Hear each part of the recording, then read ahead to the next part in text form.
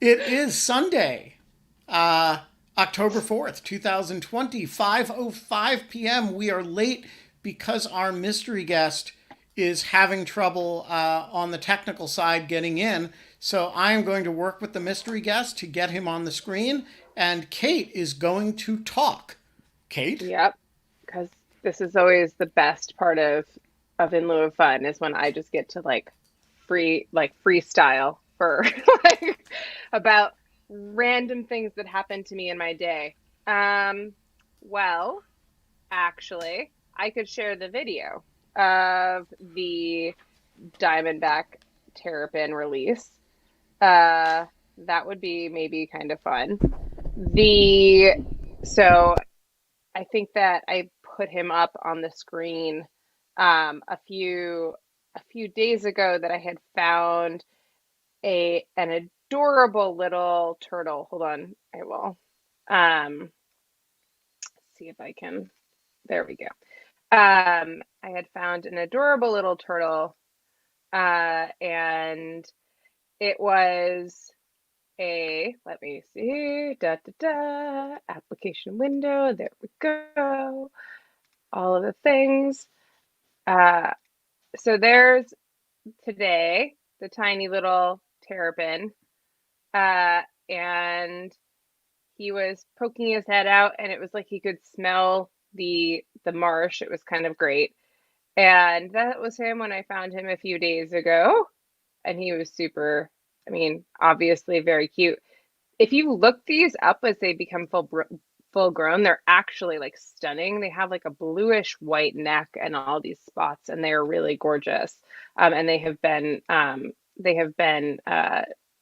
uh, protected for quite a while around Cape Cod where I am. So, anyways, here's me today going to release this terrapin into the wild, and this was uh, let's start this over. Is this, I have no idea if this is still being seen by everyone. Sorry, my camera was bad at focusing. But he obviously was very excited. And there he goes. Boop. And I just kind of like, he was doing great. So now, at the very least, that was me saying goodbye. Now, at the very least, I think uh, if I, if anything happens to him, I no longer bear responsibility. Um, and so that was actually, I woke up this morning and I was like, I've been wanting to keep this turtle. And then I was like, oh no, if like anything happens to this turtle and it dies or something, I'm gonna feel bad for about a billion years and never be able to live it down. So I let him go. And that was the moment. So, anyways, um, the latest and weird Kate wildlife shit that happens to me. So yeah. Very cool. So we are still working on the mystery guest who has now vanished altogether and is not answering his phone either. Um, in the meantime, I'm going to tell you a story about the mystery guest. Our mystery guest used to be the longtime proprietor, not the owner, but he was kind of like the guy who ran the Afterwards Cafe in Washington, D.C., which is attached to Kramer Books, which is one of our great local bookstores. And he was a former seminarian and used to write these learned essays on church history themes for the New Republic, and would kind of hold court in Afterwards, where people would come to discuss the big issues of the day with him. And he would feed you, which was one of his. He had sort of three great passions in life, I think: the church, the Democratic Party, and food. There were other lesser passions. He loves hosting people, and among other things, threw the best dinner parties in Washington, which were always kind of half clergy, half lay, and completely outrageous and over the top in the food served. And he was and remains, I assume, an outrageously great cook. And the first time we ever spoke, he was kind of wandering around the cafe, being flamboyant and brilliant, and I just said to him, "Have we met before?" Which we actually had because um, uh, we were both kind of dimly connected. He not so dimly, and me kind of dimly connected to the New Republic. And he just turned to me and said, very loudly, so that everybody in the cafe could hear, "What, did we sleep together?" And that is how we met. How I met our mystery guest, who is now back in, and maybe just heard that I told that story, which That's amazing. I I'm love certain that. will not have bothered him. And we have been friends ever since. He is the author of a very fine book about Catholic voters and the Democratic Party. He worked for the Wesley Clark campaign for president. He has run congressional campaigns. He is now back living in Connecticut. He has abandoned Washington, which for which I struggle every day to forgive him. And he can't seem to make his webcam and microphone work, which, Michael Sean Winters, is starting to annoy me. Because I have to keep talking about you while you're trying to make it work. I did. Yeah. I clicked on the right person and it disappeared, but that's really funny. Yeah. Oh, So he's that's so like great. he's accepted and connecting. He's really trying to be part of this conversation. Um, uh, and It's been a and while since we've had a solid tech issue, Ben. It just kind of like brings us back to our roots. yeah, I mean, just like a total tech fail here.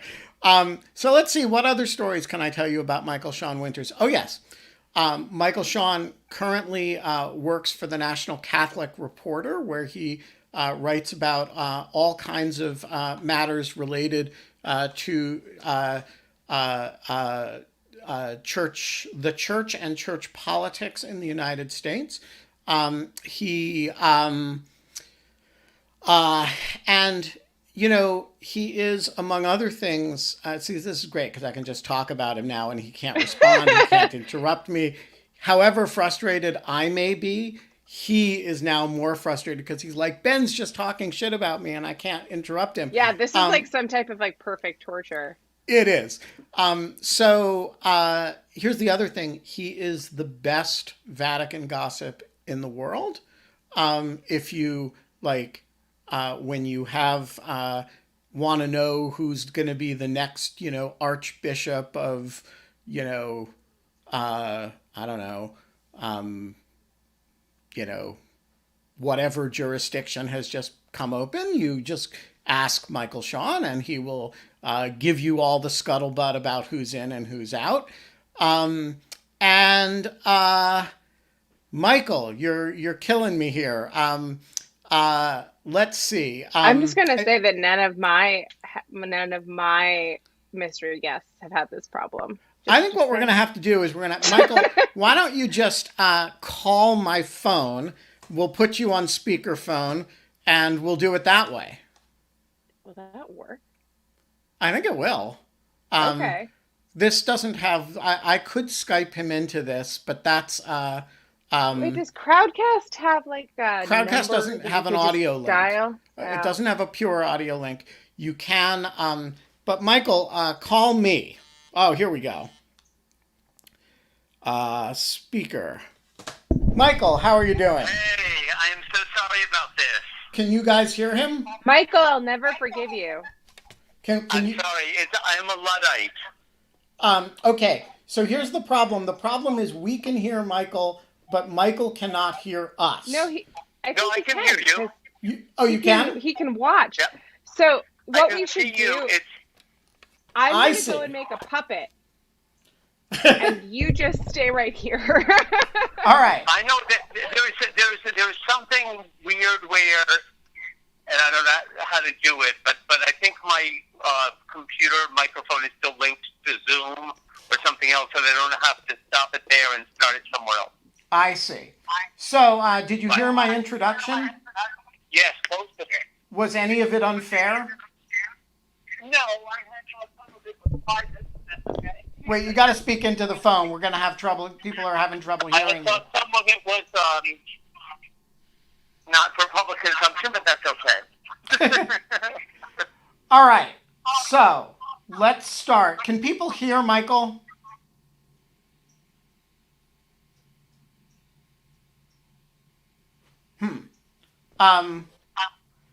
All right. So, Michael, how are you handling COVID these days? Where are you? What are you up to? So I'm in a town in rural northeastern Connecticut of 1,700 people. We don't have a traffic signal in my town. So I am more likely to run into a possum than a person when I walk my dog in the morning. And if you look at satellite image, Wait, you got to stay with the phone. if you look at the satellite image of the northeast corridor at nighttime, I live in North Korea. It's the one part of the entire northeast corridor that is dark at night. So there are worse places to go through COVID. I've worked from home since 2004, so that hasn't changed that much. I got a new dog in November. It would have been a long and difficult winter without her. And I built a gazebo last year out by the pool, so I was able to entertain throughout the summer outside socially distanced dinner parties, which, as you recall, dinner parties are an important part of my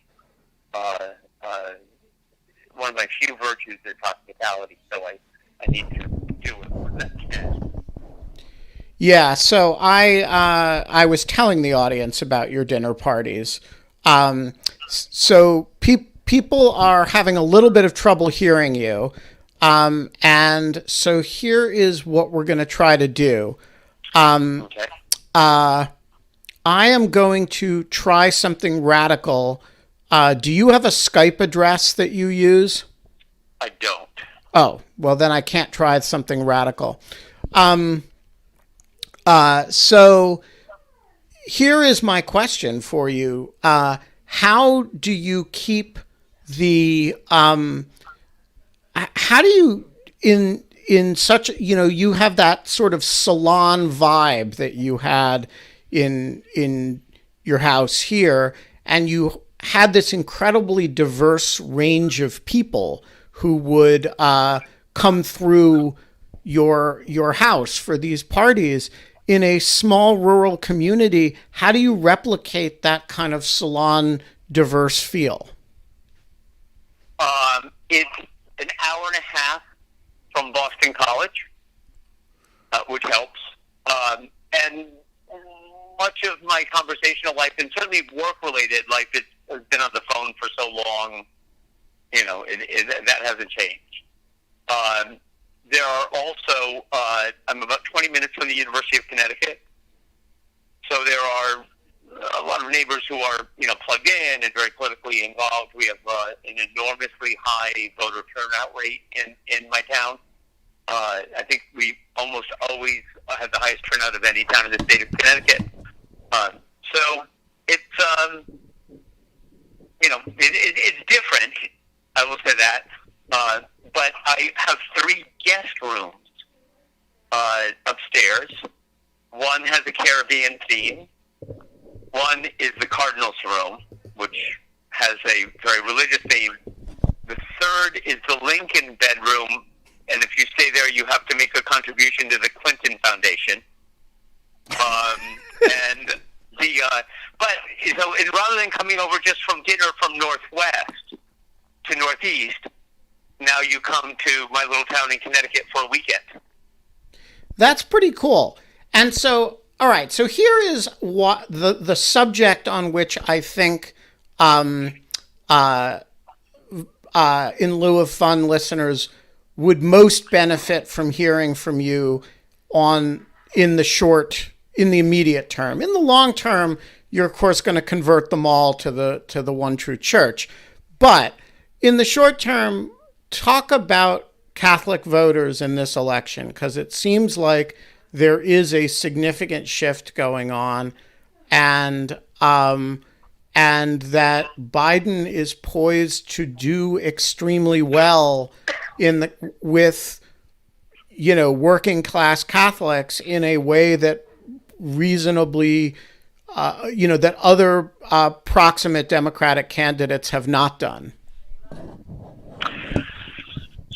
So part of it is Biden's campaign, which in turn is rooted in Biden's personality. So there were a group of us in 2004 who urged John Kerry to talk about his religion. He wouldn't do it, and it made him very uncomfortable. There's part of it that I think makes Biden uncomfortable. When you have a bishop saying you can't receive communion because of your position on abortion, that's a challenging thing for a Catholic to experience, especially someone like both Kerry and Biden, who really are regular mass attenders. I mean, they do go to church. I think that's the biggest difference is that Biden can't tell his own story without reference to his Catholic faith, and not just politically, but in terms of the things he's had to cope with, and so that resonates with people at the level of faith, and precisely because it's not political, it is really politically effective. And you saw that the Trump campaign tried to push back against that in their convention, where every other speaker was talking about religious liberty, and you had a fully habited nun endorsing the candidate from the stage, which was a first, and it doesn't seem to be working. I think Biden is connecting with people, and I think the other thing that's going on here is Catholics, white working class Catholics are well, there's two groups. First of all, one is you're talking Latino Catholics who are, I think, moving the needle in Arizona, have already moved it the last couple of elections in Colorado and in Nevada, and we'll see what shakes out in Florida. But the Catholic identity is such a part of their life, and especially in the immigrant community, and obviously if you're a newly arrived immigrant, you're not able to vote. But so many families are mixed status and things like that, or maybe your neighbor, or maybe somebody you work with, somebody you go to church with. When they come, like, the church is something that's familiar to them. They've left some family behind, which is such a source of their identity. They have work, that's a large part of the identity, and the church is a third part, and that is here for them, so they do identify with that. And the church in the Southwest and some of the areas where the Catholic Church is growing, it's not the kind of entrenched, more conservative, more Irish, more Jansenistic, more focused on conservative sexual ethics church that you would be familiar with from the Northeast and Midwest. Where Biden is doing well among white Catholics in the Midwest and Northeast, it's at that cultural level, I think. Everybody looked at Joe, and we say, oh, I've got an uncle like that. He is a familiar person. So how many points in the national electorate do you think this is worth? Is this a mostly atmospheric thing, or is this there's a lot, there's 50 million Catholics in the United States or more. You move the needle on Catholics, you've moved the needle on the electorate.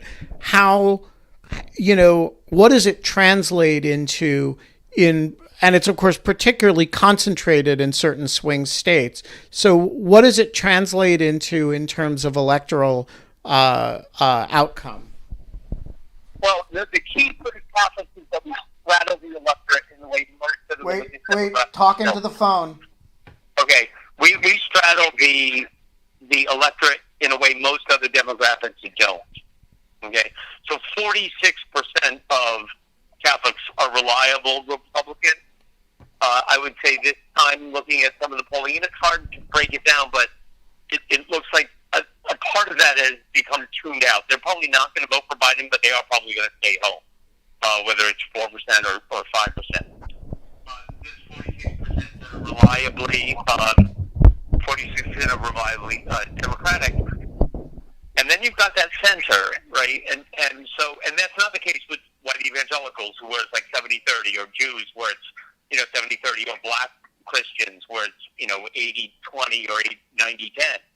So you have a different kind of straddle with Catholics, and that means that if that center 8 shifts, it's game over in the election.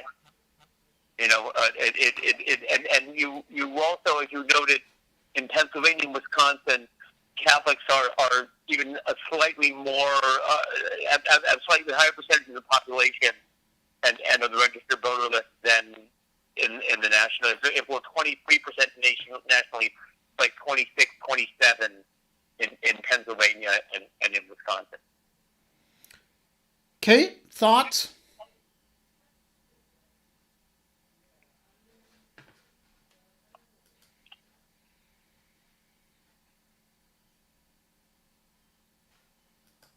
I can't hear Kate. Michael can't hear you. Oh, let me see. There's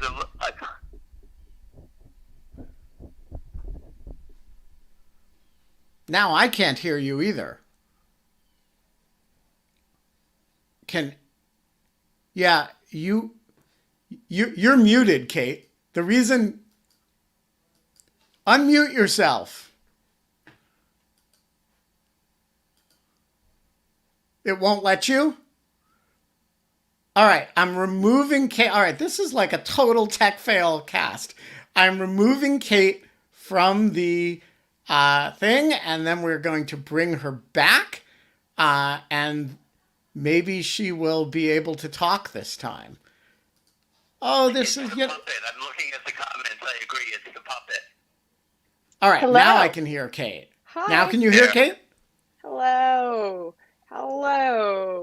Hi. I think Michael can hear you. Hi, Michael. Yes, I can hear you. Yep. So the question that I had was basically that I was wondering how much of the last 4 years is well, actually I would say, like, I guess you could trace it back to Falwell, but the decline of like Catholicism as like this force and the rise of evangelicals as this force, especially politically. I feel like there is, for people who don't understand the finer points of like the different types of Christianity, that like Catholicism versus Protestantism are kind of like lost in the wash, but obviously they mean a lot. And completely change the metric. And I'm just kind of very curious. I'm also very curious if you have any thoughts about kind of the rise of like Mormons and like Mormons as a political force, that has been happening over the last couple of years. So the first thing I'd say on the Catholic thing versus evangelical is where I wish I could point you to a poll. Unfortunately, the pollsters don't always ask about this. There's been a series of articles about Latino voters in terms of their age, in terms of their gender, but they're not asking about their religion. And Trump is doing surprisingly well among Latinos, better than, say, Romney did. And I suspect it's because there's a fair number of Latino evangelicals and charismatics and Pentecostals whose identification politically is rooted in that religious experience more than in any kind of Latino ethnic identity.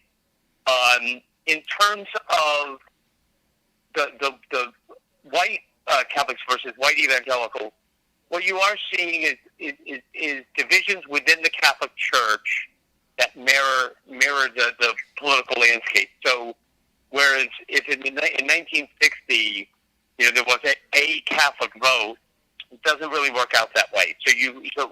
And one of the things you can tell is the more frequent church attendee, whether they're evangelical or Catholic, the more likely they are going to tilt conservative. Part of that is also age, right?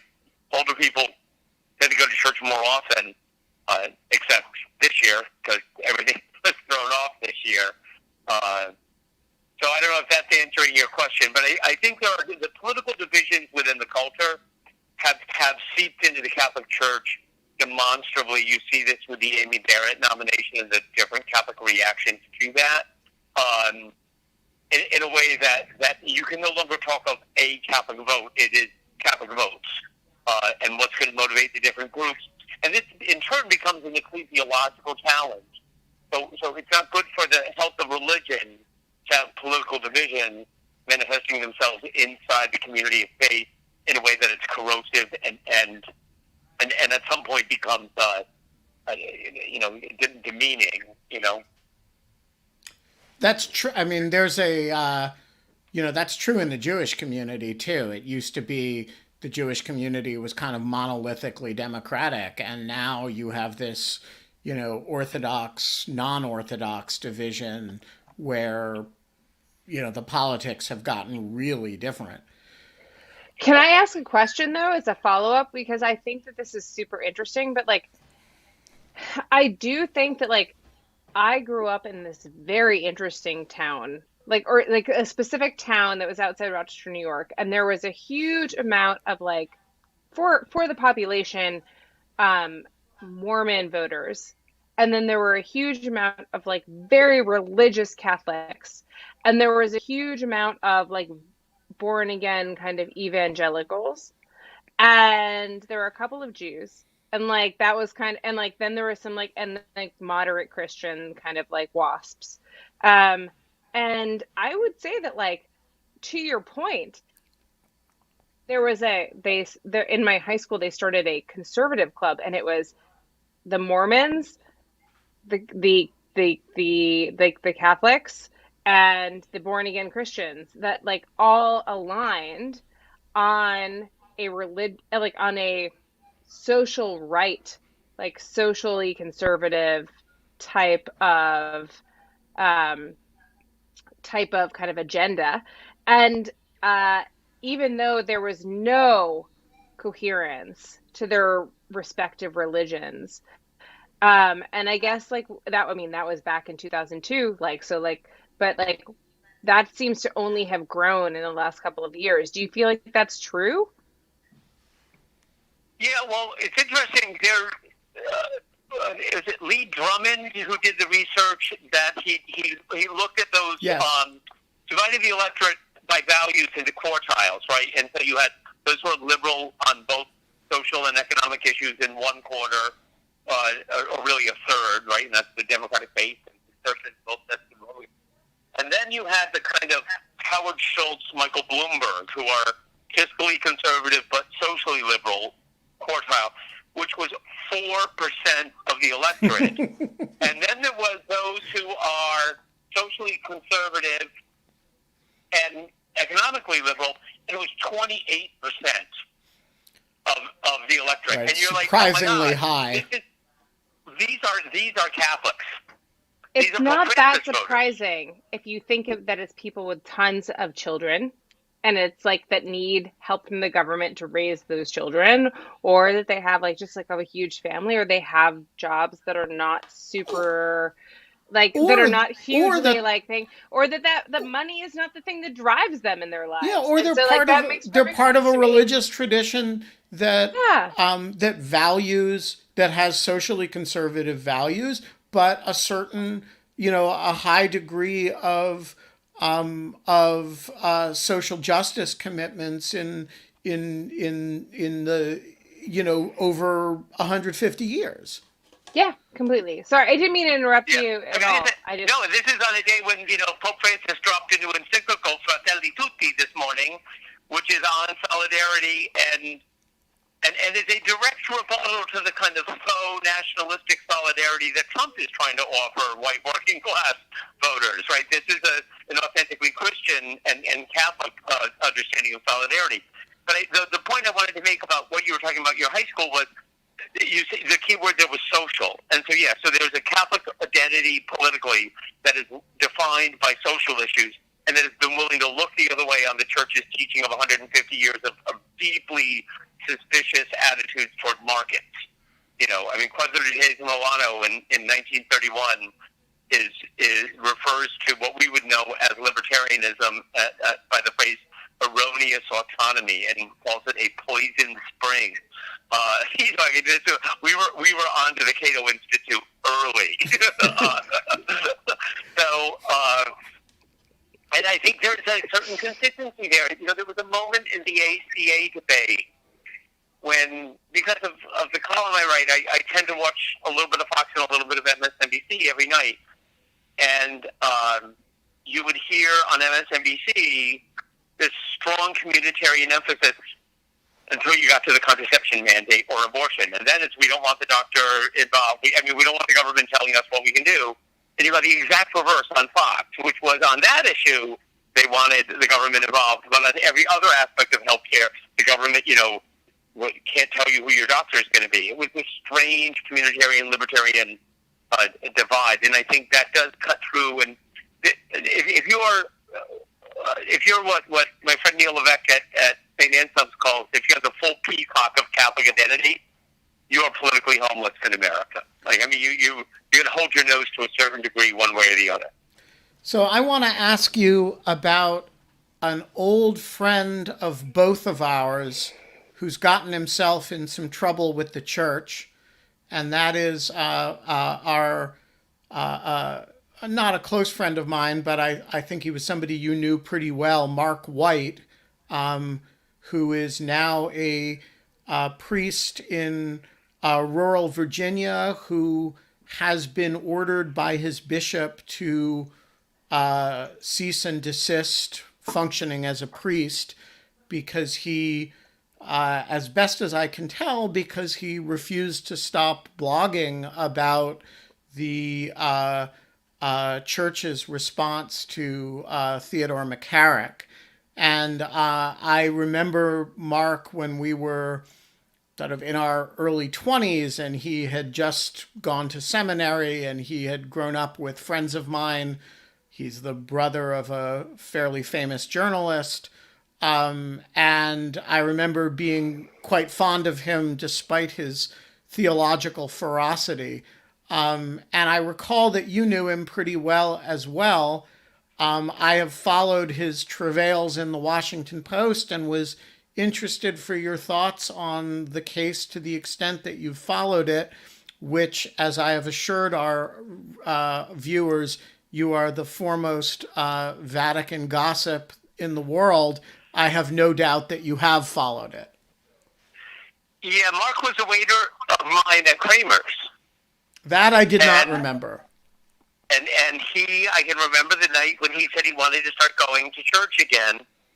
And his tradition was Episcopalianism. I sent him to the Church of the Epiphany down on G Street, which then had the best preacher in the city, Edgar Rummig, who's since gone to God. And then 6 months later, Mark wanted to convert to Catholicism, and 6 months later he's a Catholic, and then in a year he's in seminary. Bad idea. Like, this is, get the feel of it. There are a lot of young Catholic convert priests who will tell you things like, Nancy Pelosi is a bad Catholic, and you're like, well, she has been at it for, about 80 years, and you were a Methodist 5 minutes ago, so you might want to check the judgmentalism a little bit. Mark, I am privy to some of the personal things there. It's a very sad story. I don't think the bishop had a choice. Mark was writing irresponsible things in a public forum about the church's handling of the McCarrick case, and he didn't know what he was talking about. That was not the answer I was expecting. Yeah, I feel very bad about it. I feel very, very bad about it. And his bishop is not a kind of gung-ho authoritarian, kind of a macaroni senza sale kind of guy, macaroni, no salt, very, very white bread, and so when he was moved to take this action, you knew there was something pretty pretty grave going on. So what happens to Mark now? What happens when you're, I guess he must be right around my age. So you're 49, 50, and you have been a priest your whole adult life, and all of a sudden you're ordered to stop. Like, what happens to you? I don't, he may, he was pulled as a pastor. I don't think there's been any attempt to laicize him. They could find an assignment where he might be less divisive. I don't know. I don't know what the status is. The most grievous action would be to, have him laicized. Mm-hmm. So I hope it doesn't come to that. I hope he sees the light and he did, it's not a very American concept, but you take a vow of obedience when you become a priest, and it's to your bishop and his successors. So, talk about the Pope's new encyclical, and then let's take a couple questions. It's quite wonderful. It's very long. We all need an editor, including the Pope. I wish he had asked me. I would have been happy to edit it. I suspect, the people who are going to love this, I mean, you don't know who's going to read it because it's so long, but who's going to love this is Rich Trumka.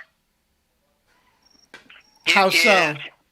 Because so the theme is fraternity or solidarity, or what the Pope calls social friendship, and it's just beautifully done, and it really does directly confront the rise of Orban, Trump, and all. Not by name, obviously, but you know who he's talking about. Ironically, when he talks about the ideologies of this new nationalism and this new selfishness, one of the fiercest paragraphs is paragraph 45, and there's some conjecture if that was a signal because Trump is the 45th president, but it has a beautiful disquisition on the Good Samaritan.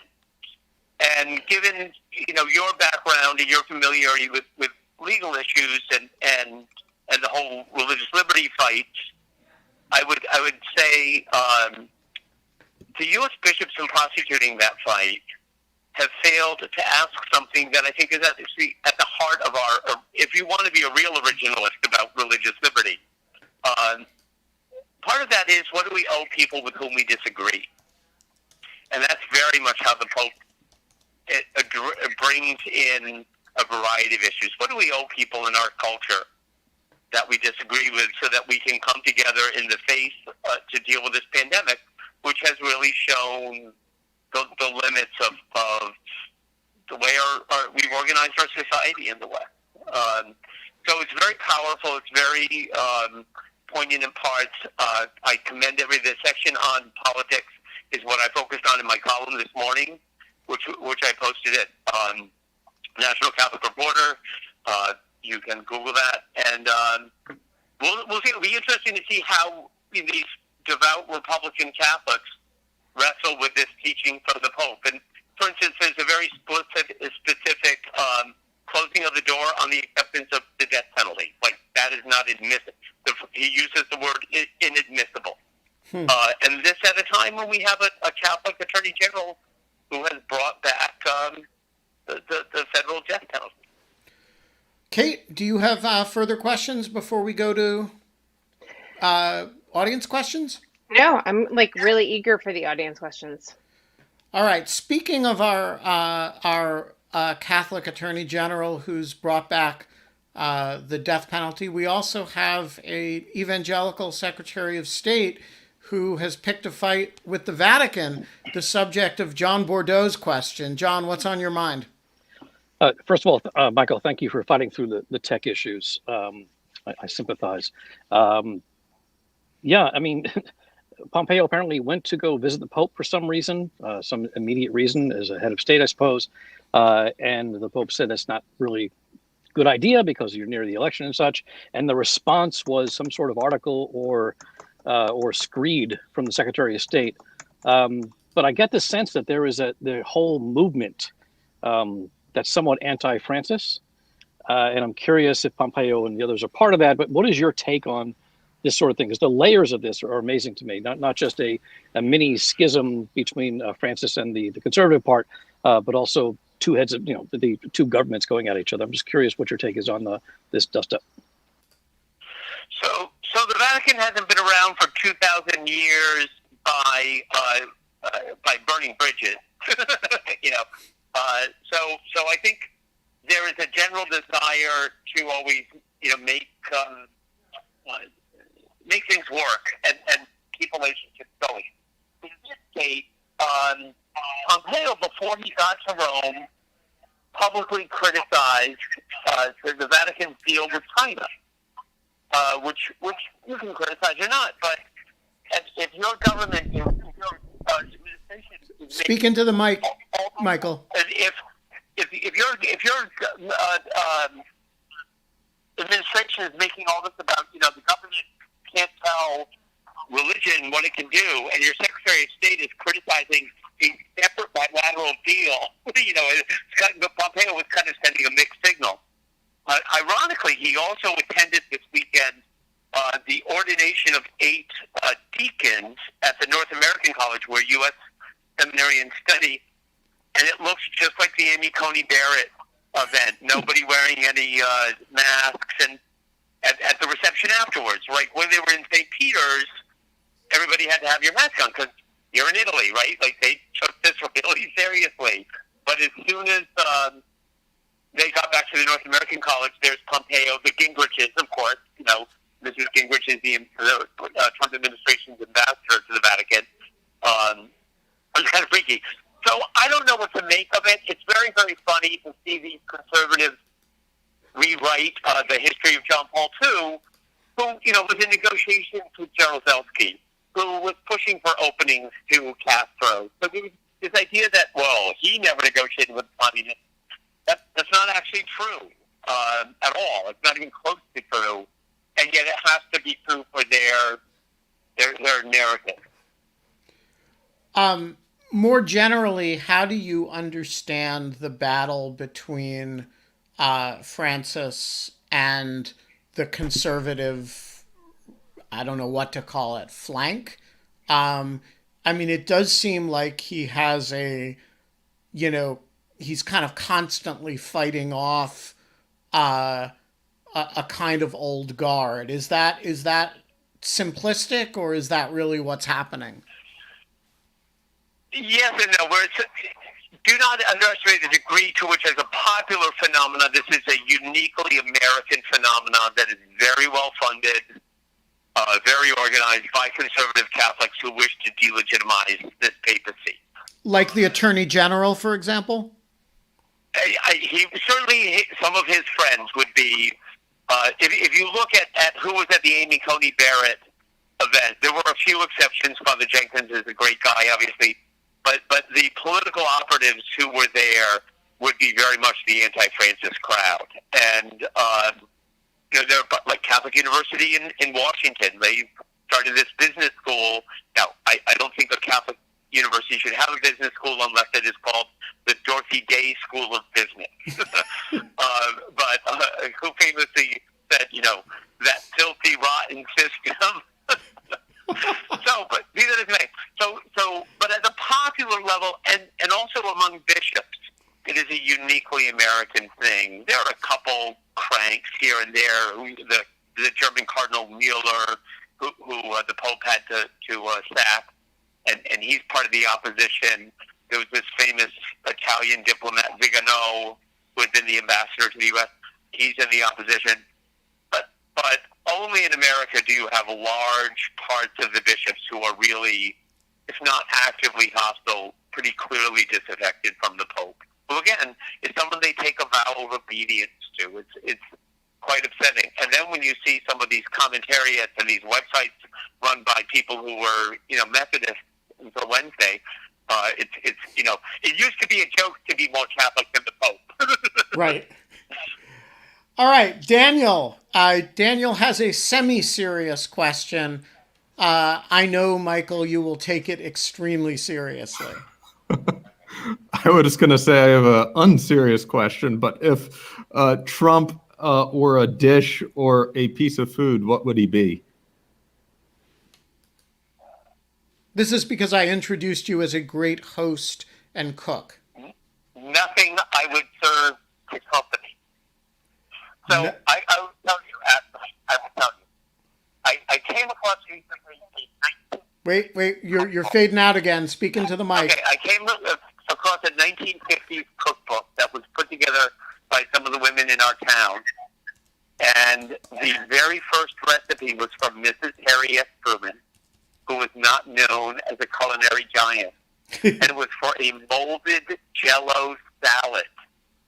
And Ugh. that's what Trump would be, a molded Jell-O salad. I think that's Not almost nutritious. that's almost certainly right. No nutritional You know? content.